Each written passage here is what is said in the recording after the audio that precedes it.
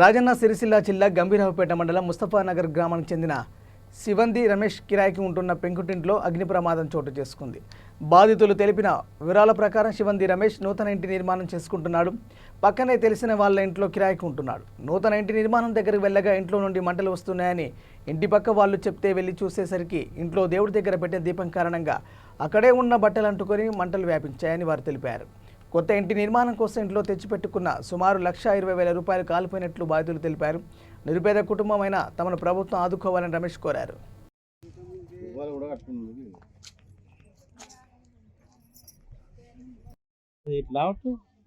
ఏం లేవు అందులో ఏం లేవు కాలిపోయిన నోటు ఒక్క ముక్కరైనా కనిపిస్తారు కదా మొత్తం నీళ్ళు కూడా సరికి మొత్తం ముద్ద ఆ మూల అయిపోయింది. మొత్తం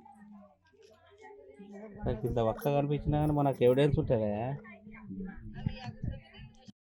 ముస్తఫానగర్ గ్రామంలో శివంది రమేష్ ముదిరాజ్ అనే వ్యక్తి తను కొత్త ఇల్లు నిర్మించుకుంటున్నాడు.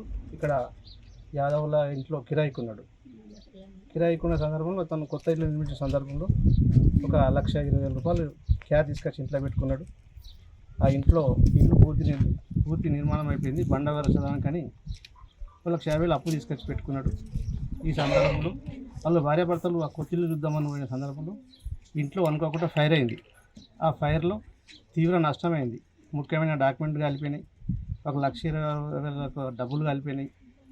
మరియు కొంచెం వెండి ఇంకా వివిధ వస్తువులు కాలిపోయి తను తీవ్ర నష్టం అయిపోయింది. నష్టం సందర్భంగా తను అప్పులు చేసి ఇల్లు కట్టుకుంటాడు. ఒక నిరుపేద కుటుంబం. దీన్ని ప్రభుత్వం పెద్ద మనసుతో ఆలోచించి తనకు జరిగిన నష్టాన్ని పూడ్చి తనకు తగిన న్యాయం చేయాలని ముస్తాఫానగర్ గ్రామ పక్షాన మేము కోరుచున్నాం.